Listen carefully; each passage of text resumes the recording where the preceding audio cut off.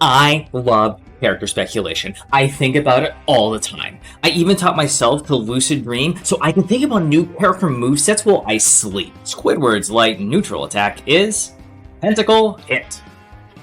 But speculating is one thing, and knowing is another. That's why I'm going to use this magic wand, and I'm going to get the characters that I want into Nick All-Star Brawl. I wish Timmy Turner was in Nick All-Star Brawl. Your wish is not granted. Wait, but why? Intellectual property rights. No! Wait, but why?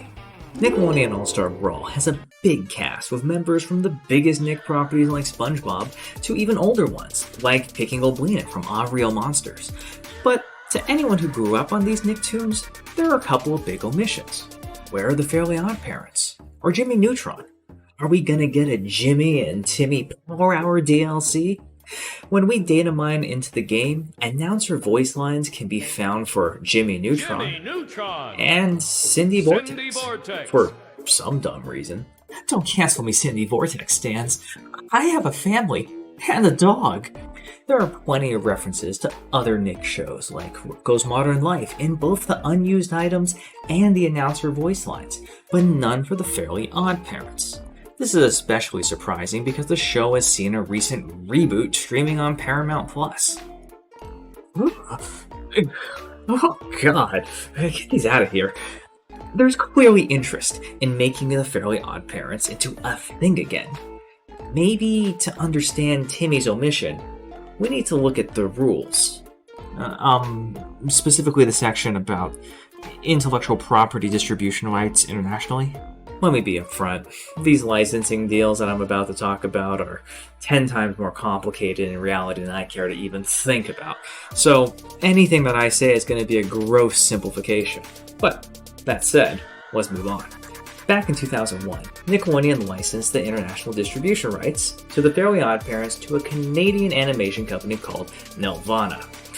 This has made it difficult to put Timmy Turner in anything that releases outside of the US, especially in video games. In 2018, THQ Nordic and Nickelodeon partnered for a global revival of several Nick game titles. All of them were slated for global distribution, except for the Fairly Odd Parents, which was notably marked US only. But this whole affair may have you wondering, how characters even get into Nickelodeon All-Star Brawl? Whenever we talk about branded intellectual property like this, things get messy and complicated. But the team over at Game Mill and Ludosity have left small little breadcrumbs for us to piece together. Let's focus on a bit of an outlier character, Lucy Loud. The Loud House has 138 episodes, and only a small handful focus on Lucy. So, how did she make it into the game over a main character of a popular show like the titular Jimmy Neutron, or even another SpongeBob rep like Squidward or Mr. Krabs? The biggest hint we have is actually in her moveset. Lucy has one of the most complex kits in the game, with 3 distinct modes which change all of her moves, multiple different special attacks with unique animations, and a general level of thought, care, and polish that just wasn't put into most of the rest of the base cast. Heck, I don't even think the devs are really taking cues from the Loud House canon. At least, I don't think Lucy Loud is a literal ghost vampire in the show.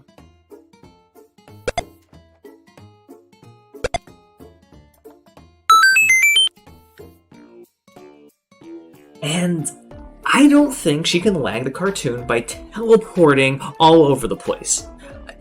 I feel confident on that. Lucy's moveset exists because someone cared deeply about making Lucy fun and engaging. Lucy's game design was someone's baby, and I think I know who it was. This is Daniel Remar, a game designer and co-owner of Ludosity, the developer of Nick Brawl. Remar had previously worked on Slap City, another Ludosity platform fighter, and I think they brought that experience along onto Nick. On the Ludosity Discord, they mentioned how they fought so hard to get Lucy Loud included into the game, and clearly succeeded. Now, Remar only worked on Nick in the early stages, but I think the level of polish in Lucy's kit only exists because Remar put in so much early effort. And I think that's the secret behind which characters make it into Nick Brawl and which don't. You take that initial sanitized, approved list of characters that you gotta have, your SpongeBobs, your Lincolns, but then you add in the bunch that the devs feel passionate about, the ones that they thought they can make something really compelling out of. This isn't to say that the Fairly Odd Parents are fully off the table. Who knows, maybe Nelvana decides to approve international distribution of the IP, and Thaddeus Cruz of the Nickelodeon All-Star Brawl development team really wants to say, Jorgen von Strangle's up special is, scramble the fairies. We're just reading into the tea leaves at this point, but I feel safe saying this. From the outside looking in, it's going to be really hard to predict which DLC characters are really coming. Okay, so no Fairly Odd Parents. Fine, international distribution rights, whatever. How about this? I wish Goku was in Nick All-Star Brawl. What? Because Dragon Ball Z Kai aired on Nickelodeon?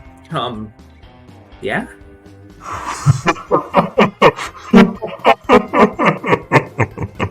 Come on!